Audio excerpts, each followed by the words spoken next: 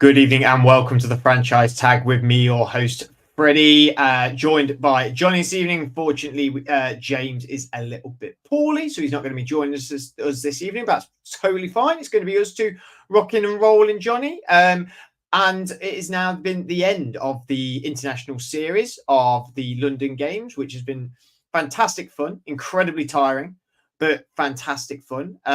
So we thank everyone who has spoken to us and also been involved with any content we've done over the last few weeks.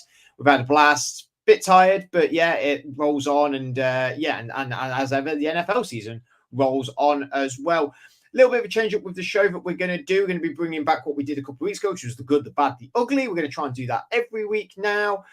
Something a bit different, makes it a bit easier to be in bite-sized chunks for you guys who don't want to watch the whole show. However, I do encourage you to watch the whole show, of course.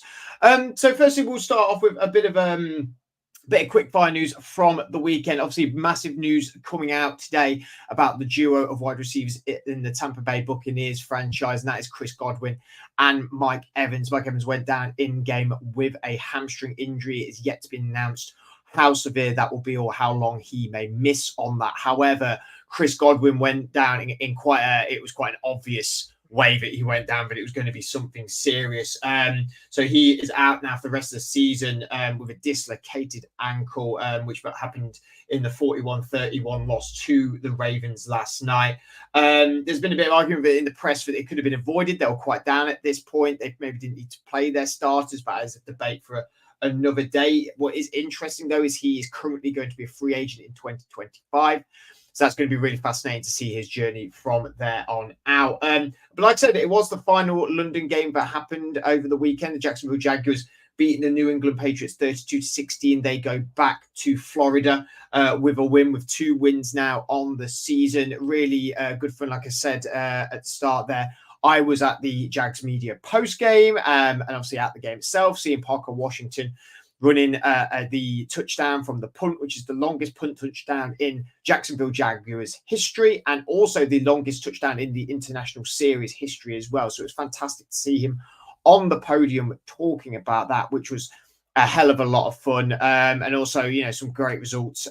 Great plays-by-plays like Brian Thomas, Tank Bigsby, who sort of got the quote-unquote man of the match for the whole of the game. But we also had Andre Sisco at the podium, obviously Doug and Trevor Lawrence as well. And you can catch my questions by Ask Them on all social media platforms that we are on, as well as a bit of a compilation mashup on YouTube as well. So we're going to start with the good this evening, which is going to be focusing on, Johnny, the return of Saquon Barkley to New Jersey. He obviously played for the Eagles in that Sunday night fixture against the New York Giants. Obviously, they won that game quite heavily for some stupid reason. I've not got the actual result right in front of me, which is a bit stupid of me.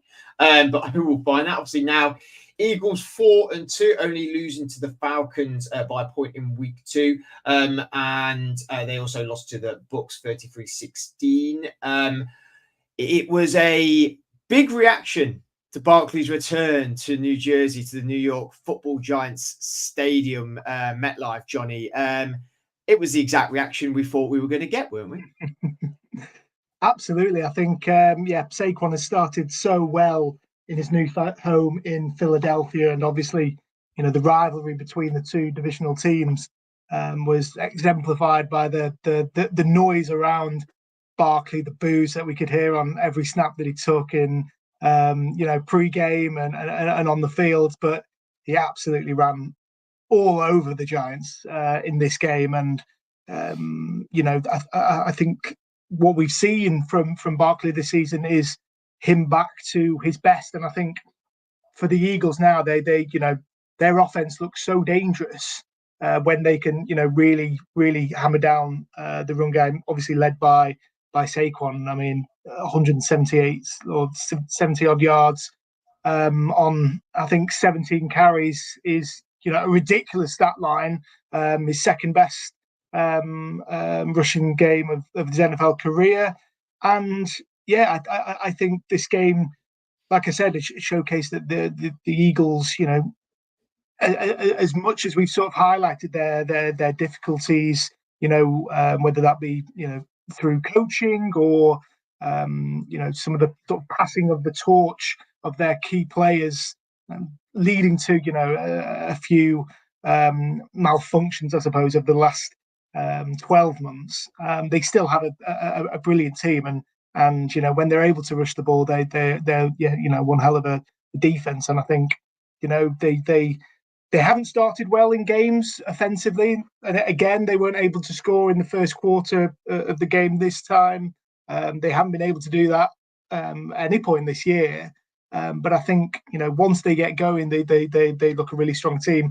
Against the Giants, who obviously aren't the greatest team in football at the moment, but we've talked about how good their defense is looking. So yeah, I think things are only going to get better for the Eagles and Saquon. I thought his touch at the end of the game where Nick Sirianni sort of hinted at, you're only a half dozen yards away from your rushing record. Would you like to go and do it? And he was, insistent on giving some of the younger players some reps. He's, looks to be a real team player. He's not after those sort of personal accolades. He's chasing rings, and I think he's in a really good spot for the Eagles. So yeah, this is certainly their best moment of the season as a collective. And it's led by their most dangerous player. So I think things are going to get a lot better. The defense looks a lot better as well for the Eagles. So Saquon and Philadelphia, I think, are coming back to their full prime, and should be, I think, feared by defenses all across the league at the moment.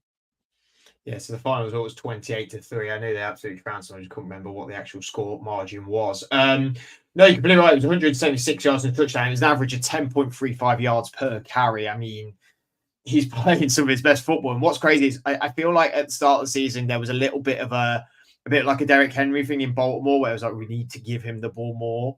But he's had 15 plus attempts each week. Like, he's fine. Like, they're utilizing him in the right amount of way. That does go up to the 25 markets in some games, but I think they're using him in the right way now, and it's going through him. But when they combined for 269 rushing yards on the night against the Giants to Giants 76, I think that's a little bit of why New York are incredibly upset in the first place, of why they lost him, and why he went, especially given the money that Daniel Jones got. And it was a little bit like, do we pay DJ or do we pay Saquon in a way? And you look at this game and the Giants must be sitting there thinking, what the heck happened? It's insane. He's gone for over 100 yards 3 times this season. Packers week 1, Saints in week 3. I didn't realize this was his second best rushing game ever. I didn't even realize that. I thought he was quite good in the interview after, though.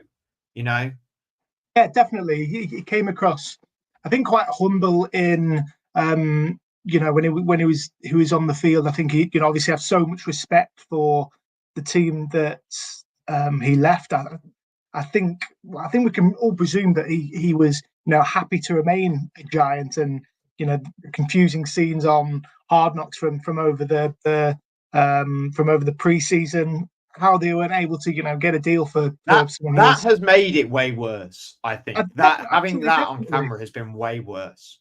Definitely, he absolutely crushed the team that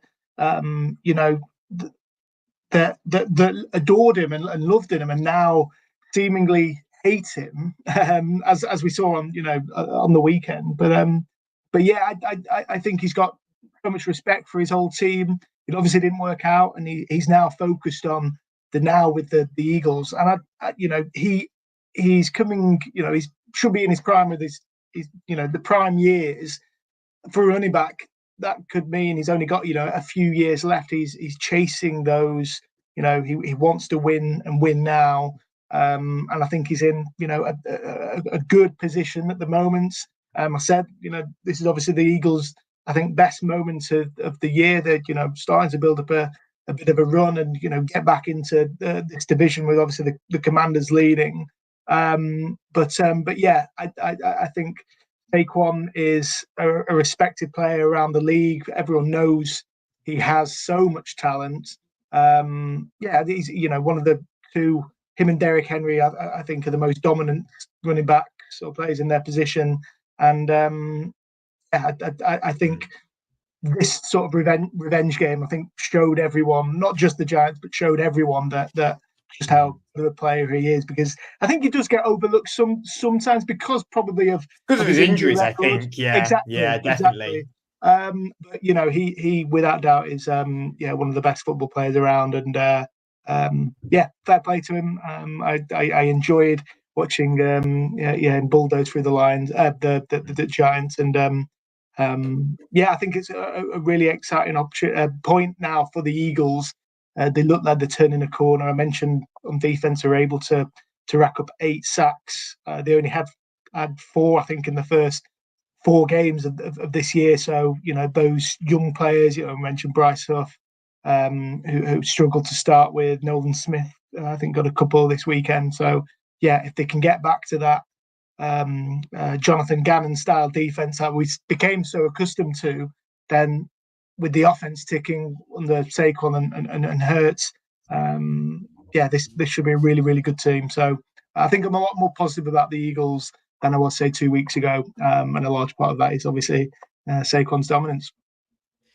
Yeah, I think it's definitely going to be fun to see the foot. And I think what is important about this game was the Giants were the team that was sort of on everyone's lips of going like, this team's actually not that bad.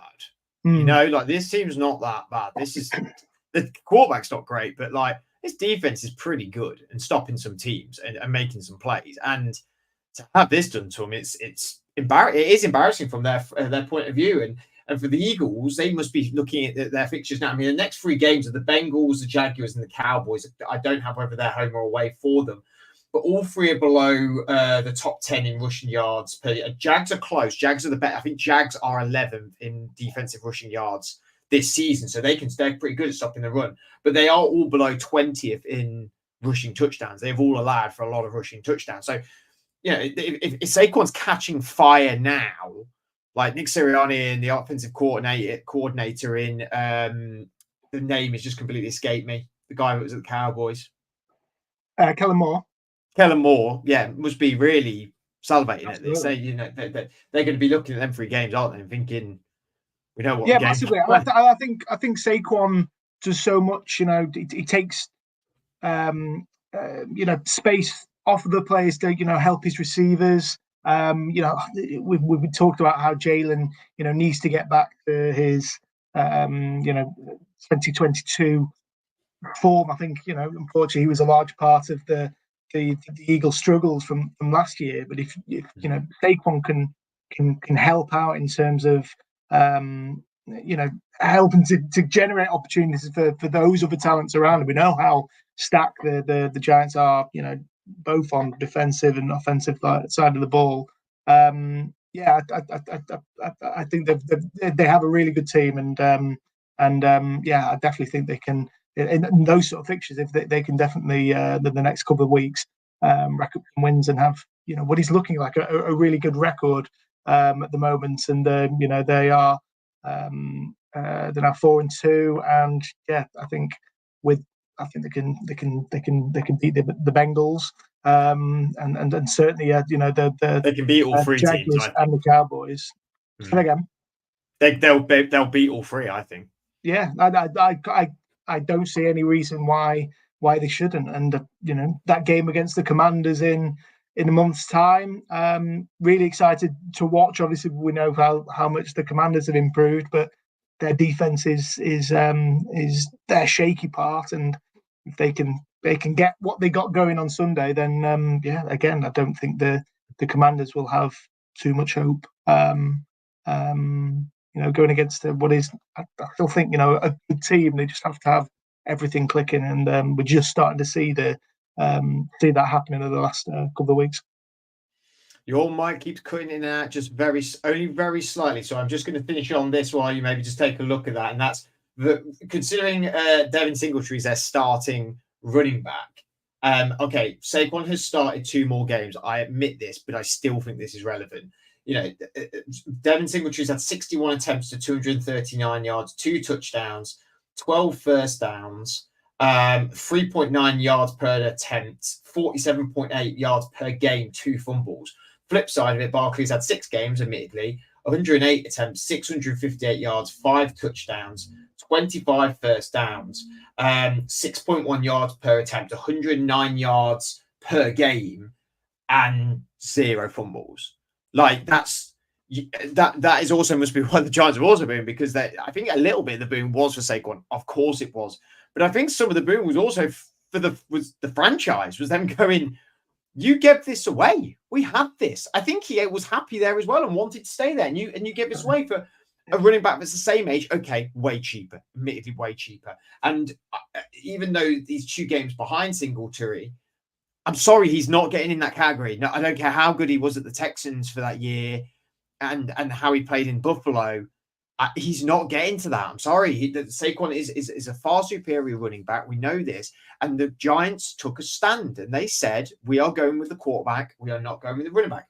I'm not saying that is the decision I would have made nor not made, because I do think, this is a quarterback league. This is a quarterback league. We know that. It's not about running backs. But when it was so clear at the time that your quarterback was not the right guy, clearly, and to give away a talent like this, it's so mind-boggling. It must be so mind-boggling for the Giants. I feel incredibly sorry for them, and I'm sorry to sort of really dampen the mood on it for the Giants. But no, I completely agree with you. I think we've seen, particularly the last couple of years. Yeah, you made the point about the running back position, not being able to churn out running backs and being dispensable or whatever, but teams have found success when they de-emphasize the run game, and that's an identity which I think the Eagles are certainly focused on, and there's obviously a lot of other teams across the league who focus on that identity, and I think the Giants have obviously taken the wrong option with the resources that they had available, and they're staring down the barrel of having to obviously replace their quarterback, because he's doesn't look I think we can safely say he isn't going to be the answer, despite that 1 year of promise, which obviously led to his new deal, and they're going to have to start again. And I think they could have won. Their record would be better with Saquon than I believe so, and without him. I'm confident at that. So yeah, obviously, very disappointing for the Giants, and that's, I think, another mark on their front office. And unfortunately, Brian Dable has only obviously he's not been in the job all that long, but he's definitely someone who, I mean, we might even talk about him a bit later on the hot seat. But yeah, it's just so unfortunate, I think, for the Giants, because I think they've just missed opportunities, or contractual decisions have just been off over the last few years with their key players, and that they've had some magic in the bottle with some of these players. And I'm sorry, players like Saquon, players like Xavier McKinney as well have just been let go. I just think there's been a lot of weird turns in weird corners for the New York Giants. And the next section we're doing is on to the bad. The bad of this week is going to be, Johnny, surprisingly, maybe some people may say, the Indianapolis Colts. Though they beat the Dolphins at home 16-10, make them now 4-3 and second in the AFC South. I am not convinced with this Indianapolis Colts team, and unfortunately, maybe not overly convinced by Anthony Richardson either. It isn't looking pretty. This Dolphins team had Snoop Huntley and Tim Boyle playing this game. I think Snoop went out injured in the end, and they only just squeaked past the Dolphins. So people are saying a pretty terrible team at the minute. What's your take on the Colts from this week? Because I'm sorry, with Anthony Richardson and the roster they have, they should be blowing this Dolphins team out of the water. Yeah, the Dolphins should have won this game. It obviously took a huge play from their linebacker Saquon Barkley to force a fumble and change the game on its head late on. And obviously, playing against Tim Boyle, there's no real chance of a comeback from there. But I agree that the Colts just are a team with no identity at the moment. And their offense was abysmal for most of the game. We've criticised their defense at times this season, is a really strange one, because obviously Anthony Richardson has been, it's been an absolute roller coaster experience since they drafted him really high a couple of seasons ago. He's 5-4. It weren't a couple of seasons ago, mate. They drafted him this year. No, they didn't. They drafted him last year, Anthony Richardson. Oh, yeah. So they did. Yeah, so they did, because he was injured. Yeah, so injuries last year. He's I'm sorry. I'm being an idiot here. Sorry, I should keep my mouth shut over here. He was injured the whole year. Yeah, it has been a long weekend for me. Yes. But he's 5-4 in 9 career starts, but he's only managed to finish 5 of those games. Obviously, injuries have played a huge part in his short NFL career. Like, he's had great moments even this season. I mean, some of the passes he was making against the Texans on opening day, I was like, this guy has an absolute cannon, and surely we can work with that. But a 53% completion rate since entering into the league. He, decision making, obviously, mainly on his passing is way off. He's got so much to do to be in that conversation as a competent NFL starter. I think bearing another injury, the Colts still can't afford to sit Anthony Richardson because of that potential. They're a team that could potentially sneak into the playoffs with Joe Flacco, but they're not going to be a Super Bowl contender. And obviously the ultimate, that's what every team has, a level playing field in terms of okay, we can be as we are at the moment. If we're content with being very average or making the playoffs every year, then fine. But surely, let me take that part of what you're saying there is that what's the point of starting Joe Flacco if these guys are actually going on maybe a potential playoff run, right? So you're in my mind, you're saying if they sit Joe Flacco and get rid of Richardson, that's not a good thing, which I agree with. The age factor and everything like that, the development of Richardson can do, the talent of what Richardson can do, but given that he was injured the whole of last year, has come in and started this year, has had frequent injuries this year, has got Joe Flacco in, who, weirdly enough, has been a bit of a success around every team he's been to in the last few years, including your New York Jets, including the Cleveland Browns, who now, in hindsight, the Cleveland Browns are looking at Joe Flacco and thinking we should have kept him. Potentially might even go and trade for him. You never know. But so this is this year. Right? And I'm not saying get rid of Richardson, but this is this year. Flacco has started 2 games, Richardson has 5. Richardson has 101 attempts, Flacco 108. Richardson has 783 yards, 716 yards by Flacco. Flacco has 7 touchdowns to Richardson's 3. Flacco has 1 interception to Richardson's 6. He has 37 first down throws to Richardson's 27. He's got 238 yards per game compared to Richardson's 156. I know I'm missing out a big thing here. The rushing capability. Richardson has, it's not popping out at me straight away, 197 yards rushing to Flacco's 26. I know that. They are 2 different quarterbacks. I get that. But isn't it maybe worth Richardson taking the backseat for this season and them going, look, this is not you benched, cut. This is not us getting rid of you. This is us going, sit for the year and watch Flacco do everything.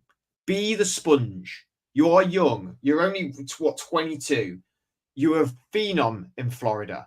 But that game can't work in the NFL unless you hone in on the other skills, i.e. what Lamar has done in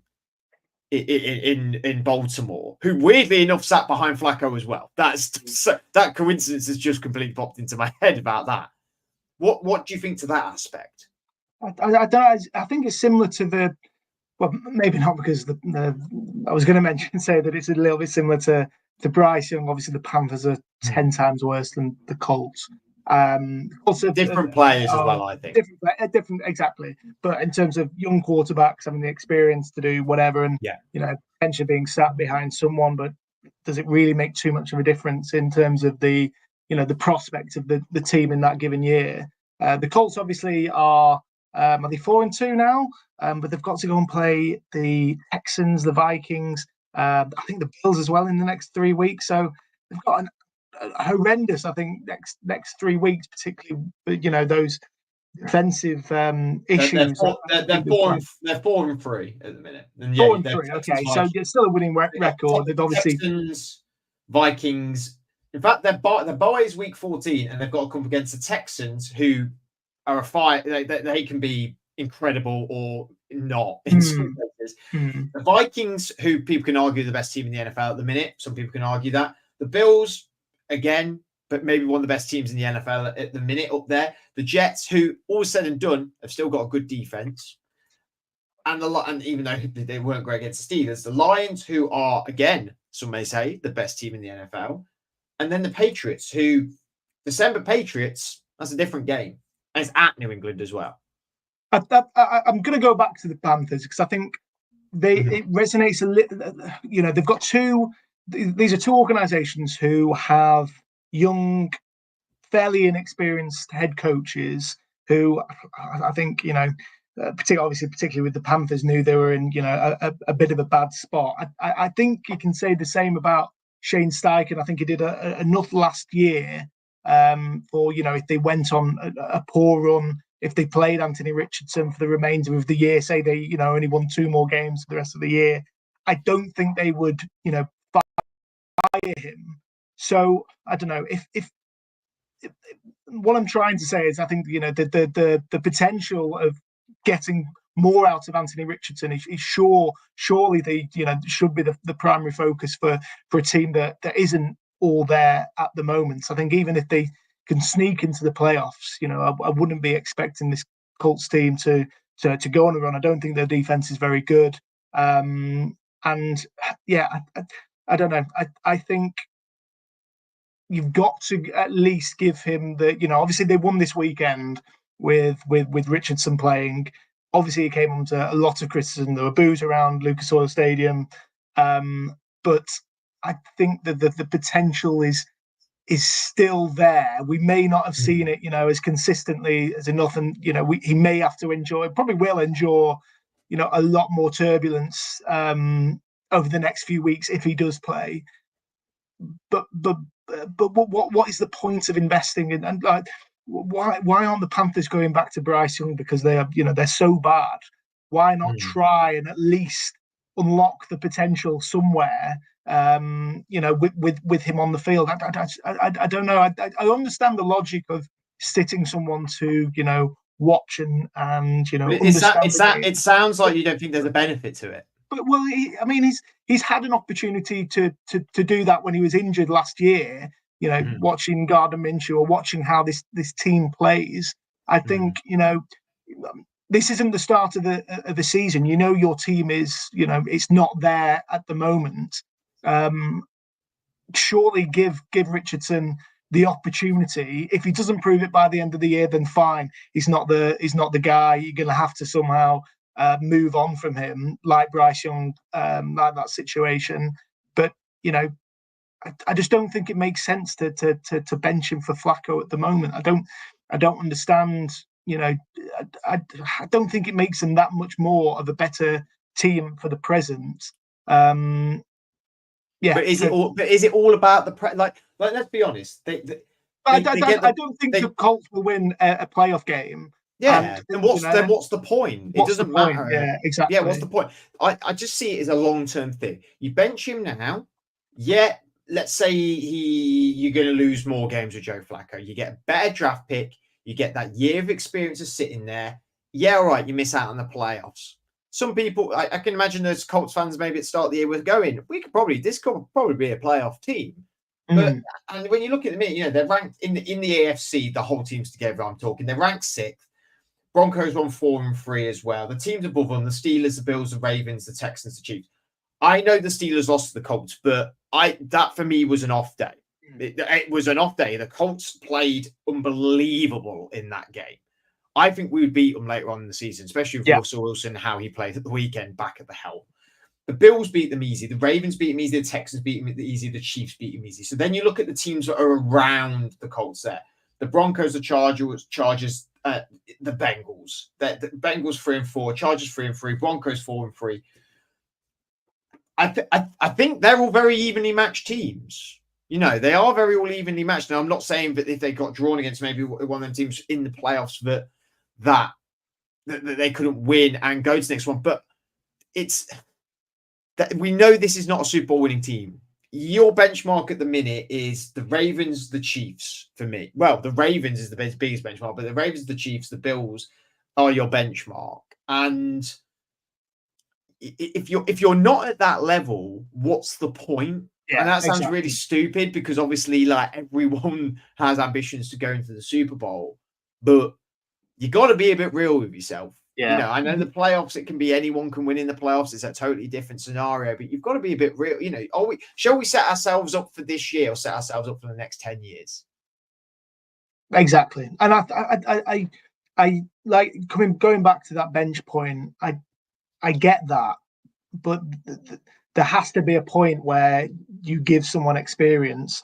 And Anthony Richardson, I think, is the type of athlete that he's hardly played any games in college. We still don't understand. He's so raw that he has to figure it out on the field, and he's only going to learn more by experiencing those plays and developing into a type of quarterback that we expect him to be. This hugely athletic, obviously using his feet. Why do we just the run game is obviously with Jonathan Taylor, and we saw Tyler Goodson, I think, looked a nice little addition as well. If you can get something working around that and push that into Richardson a lot more, then fantastic.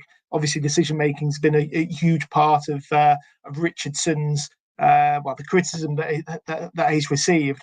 I think that's only going to get better if you give him more experience. And like I say, if not, then okay, you realise that this isn't working. You then move on. I don't know, with too many quarterbacks over the last few years, they whether that be obviously through injury or not potentially been given the opportunities.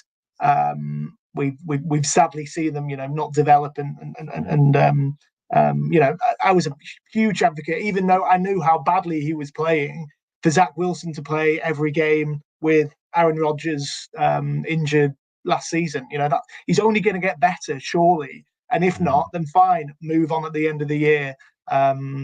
It's one of those. Unfortunately, I don't think it's going to be there for the Colts this year. But they've made such an investment, like the Panthers, that they surely can't give on them mid-season when the team is already so well. The Panthers obviously a lot worse, but not the Super Bowl or playoff really contending team at the moment. They need to make a decision. I think they need to make some sort of decision and make it pretty soon for them to sort of figure out how the season is going to be. We move on to the ugly, which unfortunately we sort of mentioned the Cleveland Browns a moment ago. Maybe Joe Flacco could be a candidate to be maybe traded to there because Deshaun Watson, Cleveland Browns quarterback, has suffered a season-ending Achilles injury. It's been announced today during the 21-14 loss to the Bengals. Obviously, he came off during the game. That's made him 1-6 on the season now. However, the ugly being what has been in the media a lot, which is that he was pretty much booed and heckled at the stadium. Lots of players have come out after the game defending Deshaun Watson. I'm going to, for the sake of it, keep the allegations and stuff that's happened outside of football, because if I'm honest, if everyone was bothered about that in Cleveland, he would be booed every single game since they came out, and that hasn't been the case. They booed and heckled him at this point because of how this season has been going, and also because of what has happened with getting Watson there, which has essentially crippled the organization financially, draft pick wise, since they traded for him with Houston in 2022. Johnny, thoughts on the boos and the heckles? Firstly, deserved because of the frustrations of the fans.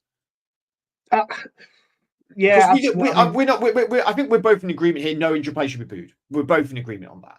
Absolutely. I think this is the latest and probably the final chapter in what has just been an awful story for Deshaun Watson and the Cleveland Browns. like I say, I don't want to speak ill of someone who's done his Achilles and he's going to be out for not just the rest of this year, but potentially a long time. And obviously, we wish him well in his recovery. But unfortunately, I think he's played his last snap for as a member of the Cleveland Browns. I think just as we discussing the young quarterback, obviously making a decision whether or not he is or isn't the answer. It's clear that Deshaun Watson isn't the answer at quarterback for the Cleveland Browns. It's been a disastrous start to the season when compared to last season, just how well they were getting to the playoffs and looking, a really competitive team with Joe Flaco. But yeah, this has been obviously the worst trade in, I think, not just sport, not just the NFL, but in potentially in sport. I saw a stat earlier. If this is his final game, each win. So I think he's won 9 games as the Browns starting quarterback. Each win, because his whole contract is guaranteed, would have cost the Browns $25.5 million, which is just absolutely mind-boggling. But yeah, unfortunately it has been disastrous, and a large part of that has been because of Deshaun Watson's quarterback play. What do they do for the rest of the year now? The Browns, it's obviously difficult. They as we saw, I think DTR coming in didn't really do too much before his injury. Whether Jameis Winston now becomes a starting. Well, he's exempt. He's on 2-game ban. Of course, exactly. He's got unfortunately, it's just such a dumpster fire now. What's an even worse a pill to swallow about all this is Cleveland Brown fans at this point must be now like get rid. We just need to get rid. Yeah. If they cut him in 2025 post 1st of June, the cap hit is 72 million, and then the cap hit in 2026 is 99 million. The money is cleared after 2027. So not only is this has damaged the Browns the last few years and is damaging the Browns currently, it is going to damage the Browns for another 2 years. And it's just insane. And yeah, it's one of those, they just have to swallow this pill, unfortunately, because the decision making from that trade, like looking back, that how on earth? I've got the list of players that the Texans have got out of this. Do you want me to read them for you? Go on. Right. Okay. So, admittedly, not original picks. These picks get moved around, but this is basically the players that have come from this trade. The 2020 the first round picks for the last 3 years is turned into Kenyon Green, William Anderson, Kamari Lassiter, Jamal Hill. The 2022 4th round pick turned into Damian Pierce. Admittedly, that has not gone well. The 2023 3rd round pick is Tank Dell. Admittedly, not gone well this year, but we don't know why that is. I think that is the Texans going wrong a little bit. And then the 2024 4th round pick is Kalen Bullock. I would say, given what is happening in Cleveland with Deshaun Watson, that 2, 4, 6, 7 players, one of which may potentially be a Hall of Famer one day, in I would say William in terms of Will Anderson. Not on current play, but he looks that sort of player, doesn't he? Like if he can keep the trend going, he is going. No reason why not. He's going to go so far with his career if he keeps up going what he's doing. I don't know why I put William Anderson as well. That's so stupid. It's Will Anderson. It's always William. I had no idea how. It's obviously clearly type errored when I've been doing something. It's just wild. I just do not get how after mistake after mistake after mistake, it was just such a desperation move in the end. Such a desperation move. Yeah. The list was as long as my arm of quarterbacks that came before. And then Baker Mayfield was meant to be the answer. Now look at Baker Mayfield in Tampa. It must be, it's a little bit like the Jets seeing Sam Darnold in Minnesota. Organizations that are top down ran poorly will never get it right. I just don't think they will ever get it right. And that's harsh to the Jets. I'm sorry, but you've seen it. The bad organizations that have badly run, it's a massively trickle down effect where you will not turn it around. There has to be a whole cultural change with it. 100%, 100%. And I resonate a lot with Browns fans, particularly because the Jets are another awful organisation when it comes to the these sort of things. As unfortunately, it looks like their latest blockbusters, not to be just terrible moves. But there has to be, I think, a real season obviously over for the Browns, and I think they should fully embrace the rebuild in terms of I think Kevin Stefanski will be fired. It's signaled that also with the Amari Cooper trade. I think exactly. I feel like that was like we've got to do something. This and it has to be. And I fear for Myles Garrett as well. Obviously he's Man, go to Detroit. Go to Detroit and go win a Super Bowl this year. There is a spot for you. Like that's actually something that's not. But that is one name that's not been discussed anywhere about like that. Would you as Detroit take the best, in some people's opinion, the best edge rusher in the NFL to go and get yourself? So like that's what I'm talking about with teams like you were saying. We've said about the Colts and the Lions. I would get if you paid the house now for someone like Myles Garrett, I would get it. You can go and win a Super Bowl. You're in that bubble. The Colts are not in that bubble, so you have got time to be able to prepare for the next coming years. And they've got the resources to do that. They've got the contracts they have. Obviously Jared Goff has come on to it a bit later. He's playing MVP standard without necessarily having that sort of price tag in terms of what they're paying him. I'm sure they can afford Myles Garrett. They've been linked with Max Crosby. He will be so expensive. But the Browns are in a I'm sure they're going to be in a bit of a fire sale, as we've started to see. Surely they've been on the phone to Myles Garrett. Even though he seems like the perfect player to base a team around, and he felt they were getting somewhere last year. I really did think they were getting somewhere. They've got some really good pieces around the team, but injuries and obviously the Watson not performing at the level he has. I think it's just such a I feel so sorry for the Browns fans, because I mean, I don't know. I mean, obviously at the time there was so much animosity around Watson, and obviously there still is. And the trade, it felt like it was never going to work, and it hasn't. And I think the Browns just need to bite the bullet, over the next few months, and really, concentrate on looking towards the draft and bring some young, exciting, good culture fits into that franchise. And but the problem is, Johnny, like I said, this is like a 3-4 year project that now have to go on. Of course it is. But look at obviously the Texans were a team we talked about probably 2 or 3 years ago. Obviously long before they drafted CJ Stroud, said what a dumpster fire of a franchise that is.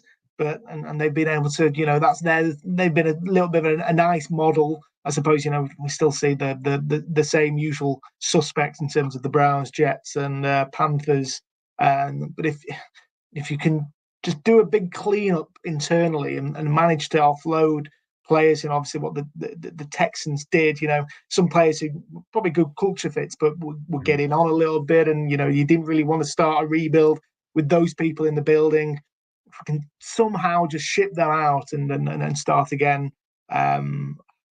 I hope the Browns can eventually find some sort of success, because it must be absolute torture supporting that franchise. I absolutely don't. As a Steelers fan, I am more than happy you stay with what you are doing, Browns fans and Browns organization. For the final section of our evening, we are presenting a new section, and it is called the Cool Throne, the player of the week for me and Johnny. We both have separate ones, but also who is on that hot seat as well. It can be player or coach, anybody, anywhere, any place, any time we feel are doing badly. It is only going to be a small section for what we're doing, but we'll start with our Cool Throne player of the week. Johnny, who are you going for? Cool Throne player of the week. It has to be, and it is probably not just from this week, from the last few weeks now, Jared Goff is my MVP favorite. He was almost perfect again against the Vikings. We've talked about how difficult it is to go against Minnesota and the Brian Flores defense, and Jared Goff was almost perfect against the blitz. The Vikings, I think, were blitzing more than 55% of the time, and Goff, I think, went, was it 12 and 14 again, and a touchdown against the blitz. So yeah, someone who has just developed and continues to develop, and is now genuinely, top 5 quarterback in the NFL. It was obviously a difficult game with, the Vikings went ahead early. I think got a 10-point lead, and there was a to and fro in, and the Lions looked like they could potentially lose, but he was able to mastermind, a drive to put them into a position to get a field goal. So Jared Goff, he is definitely atop the cool throne at the moment. The Lions are looking great. They are probably the best team in the NFC. So yeah, long may it continue for Jared. There must be some space on the cool throne, because I really did think you were going to go the same way as me. I thought you were going to go for Lamar Jackson, the MVP of the year. I know it's obvious. I know, but 17 for 22, 281 yards, 5 touchdowns, 52 rushing yards. Is there anything this man can't do at the minute? He has been so impressive this year, continuing to be impressive. My MVP of this season so far, and I think will be the MVP of the season so far. It's no secret, I've said this for a while on the podcast now. I've just been so impressed with how he's developing and how he's developed his throwing capability. This has been a long time coming, that he is going to be consistently on an MVP basis, and he has done in the past. And he's been the best quarterback this year, I think, for me by far. So let's look at our hot seat. I'm going to let you go first again with this. So who is on the hot seat? Who do you think should be getting a bit worried right now? Well, we've mentioned a few. I think obviously Kevin Stefanski is on the hot seat. A few other coaches, Brian Dable, I think we mentioned earlier.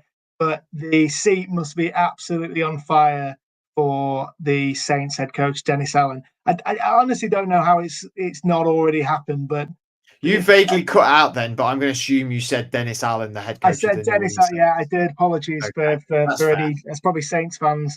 I don't want to hear that, but mediocre, I think, is the accurate word to describe Saints' tenure under Allen. I don't think they've got an identity, and they were simply embarrassed by their old head coach and Bo Nix's Denver Broncos last weekend.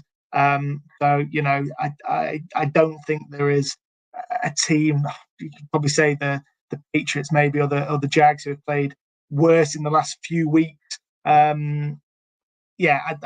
think the Saints will be the next team to make a head coaching change, whether or not they'll be this weekend. But I can't see Dennis Allen being the head coach by the end of the year. Ooh, that is a hot take. I thought mine was going to be outrageous, but I don't particularly like yours, to be honest with you.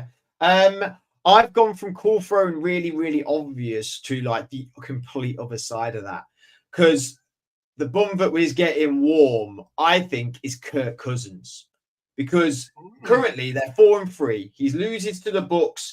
They go 4-4. If they lose to the Bucs, next week, they go 4-4. This was meant to be like the big push. They've invested a lot. They've got the players in on defense. Do you then start to have a little look at Michael Penix? I think this could be something. They're not blowing out teams with their offense. They're not, and they should be. They should be with the talent they have. They do get points, but they're so inconsistent. They're up, they're down. They brought in players like Jesse Bates and Matt Judon. This is meant to be their Super Bowl push and window, I feel like they feel. And it's just not consistent enough for me. And we know Penix has had a lot of football experience in college. He was drafted so high. It was the talk of the offseason. I think maybe you start to lean his way if this team doesn't get a bit more consistency flying around. I know it's hot. That's pretty hot, right? I like it. I like it a lot. I think it's definitely controversial. But one thing, obviously, that we, potentially could see trimming down the media headlines in the next few weeks, I'm sure, if things don't improve. let's not call it a hot take just yet. I'm not going to lie. I'm not going to plant my flag just yet, but I think there is a hot seat to be had there. Johnny, thank you very much for joining me this evening. And thank you guys for watching either live or watching to our snippets that come out. Make sure you keep following us on social media. You were fantastic over the weekend with liking our content, and we really do appreciate it. It was a lot of fun, and we have got way more content coming out for you. Please keep an eye on our shows for the rest of the week with the guys. And until then, have a great